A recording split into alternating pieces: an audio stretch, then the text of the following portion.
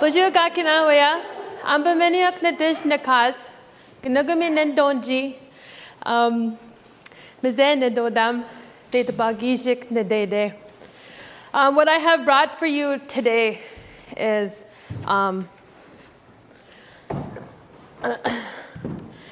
this Tikinagan here. Earlier, I have spoken that this has been a teaching lodge for me. The reason for it is it really brought me out to speak about things that I've learned about. And I taught children first before speaking to adults. So I'm sorry my voice is shaky because I get intimidated talking about stuff to people that are older than me. So this here, Tikinagan here, is what it translates into Ojibwe is a carrying vessel. And what it represents is a womb for our babies. If you notice, when you put babies in here, they sleep longer, they're comfortable, and they're quiet. And one major thing about Anishinaabe people, because of this, we all love to be loved. We all love hugs. We love to cuddle. You can sit in a tight car and you're comfortable. And that is because this thing here has been in our ancestors for a long time. And when something happens in our ancestors for generations, it starts to pass down to us naturally. It runs in our blood. It runs in our flow of our life. This Tikinagan here is actually mine. My parents had gotten it made for me when I was little. And back in the day, when parents found out that they were expecting, they had jobs to do right away. The men would usually go and get cedar or black ash wood to make this. The reason for it is because it's easier to bend, it's easier to make your little designs here for your baby. And the wood is a lot sturdier. And if you notice, we use a lot of that wood in our lodges as well, and because it holds. It's steady, it keeps us safe, and it keeps our babies safe. This part here would be like a moss bag. I can't remember the right word for it. Every time I try and think about it, I remember the beginning and I can't remember the rest of the word. But what would happen is the moss bag, if you notice on here, is it's kind of open up from the back and spread out. And you can take this out here, and you'll notice that it's hollow. And that's how the moss bag would be open to put on here for your babies. Initially, your babies would be put in here when they're roughly 2 months old, enough to fit in there. Because it is kind of big for a newborn, because sometimes our babies are born this long, and then all of a sudden they're this long the next week. Magic. And what you would do in here to start off with this is how you would wrap your babies up.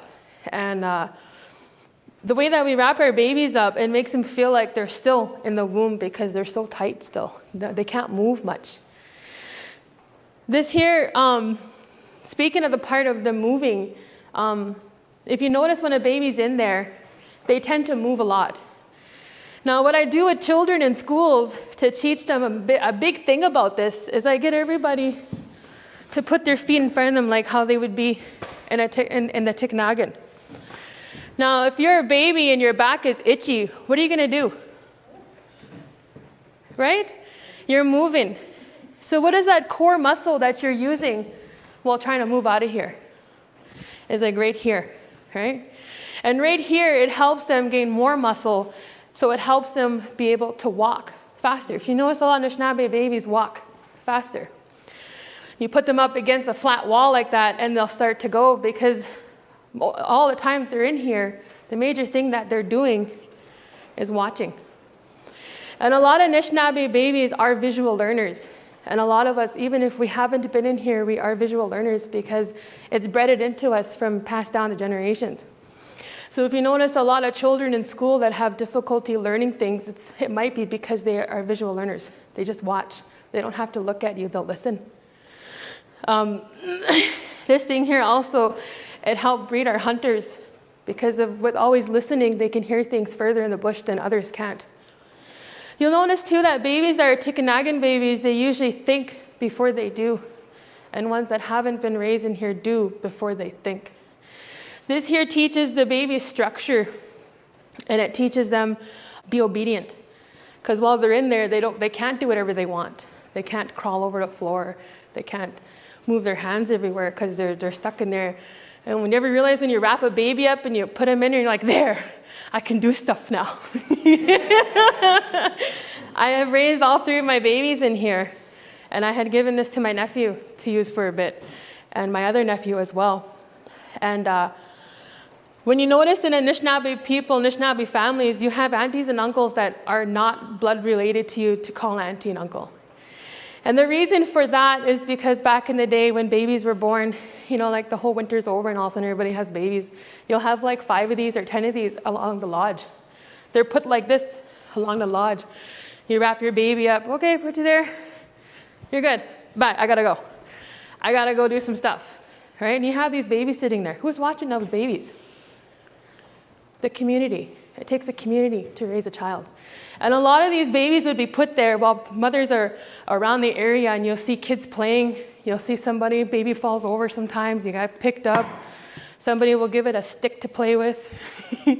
And you realize that this baby is loved by everybody. It's taken care of by everybody. Everybody takes care of that baby. Even to this day, if you go somewhere and you see a baby in here, oh, look at that baby in that Tikinagan. Oh my God, you're doing so good. You will hear that. It encourages the parents as well to keep this tradition in here, because this tradition was lost for a bit. A lot of people weren't using it. And when I had found this in my storage at my mom's, I was like, what is that? And she's like, it's your Tikinagan. And I was like, I was a Tikinagan baby? What? I want to put my daughter in there. And so I did. So this part here too on the Tikinagan here is meant for a couple things. And I always got asked that, what is this for? One thing is, if you were to have a super fussy baby, and sometimes our babies are stronger than other babies. Whoops. So your baby will be sitting there and it's getting mad. That will protect your baby. We didn't have the thing called backlash back then. We just had, it's kind of meant to make your baby land softer. And then if you're not there, nobody's picking your baby up for a second, your baby will start to be like, I don't want to lay here anymore. And then all of a sudden, it's meant to fall back on its back. And the other reason that we use this is because this wood floats. So if there was a washout in the community and your baby's in here and you happen to not be there, it'll float on the water.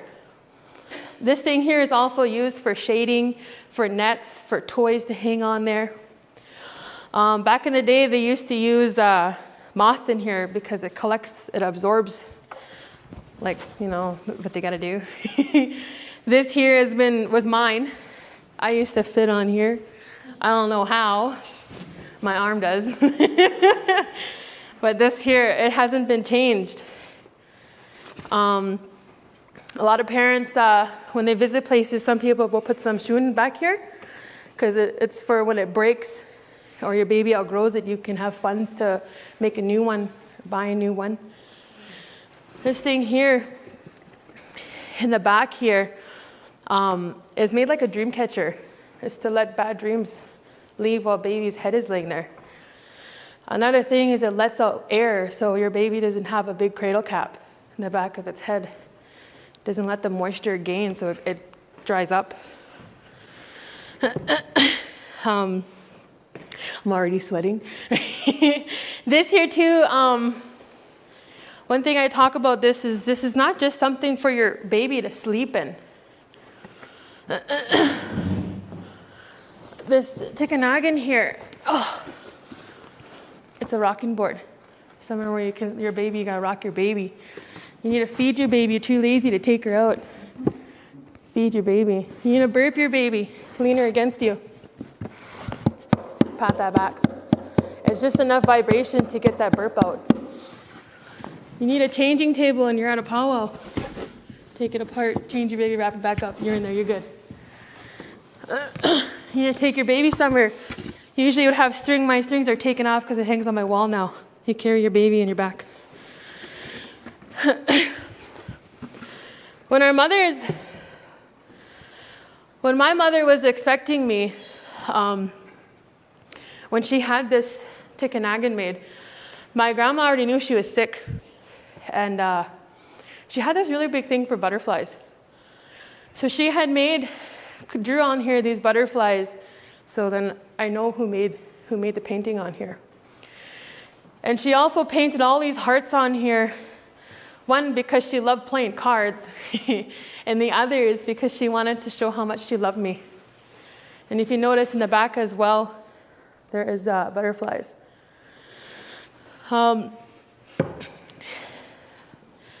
When a mother is expecting, if you guys know one, bring these teachings to that mother, especially even if she's alone and she's a single mom. Show her this. Even if she has a partner or maybe it's her 5th kid or 4th kid or 3rd kid, show her this. It's important that these teachings stay with us. It's important that we acknowledge the fact that things like this is still with us. You know, when I was carrying my kids in this, I did get a couple looks around town, like, what is that? Like, what is she doing with that thing? Why is her kid tied up in there? And I told him, I said, this is my ways. This is my culture. My baby's safe. She's okay. I went on the bus with this. I walked around Walmart. I had her in a shopping cart in this. And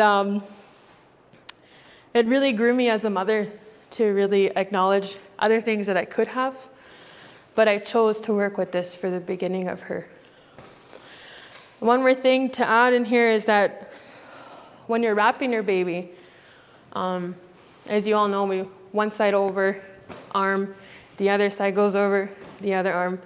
But we can't forget to put that towel in between the legs and enough to make their legs go straight, because you don't want it to go like this or wonky, because as their bones are still growing, they're not stiff yet. So when you wrap your babies, you make sure that it's nice and straight. And you wrap your baby in here. And if it's too big, you can put some blankets on the side here too, and because this thing will go out to about this far. It's just all tucked in because I don't have a baby.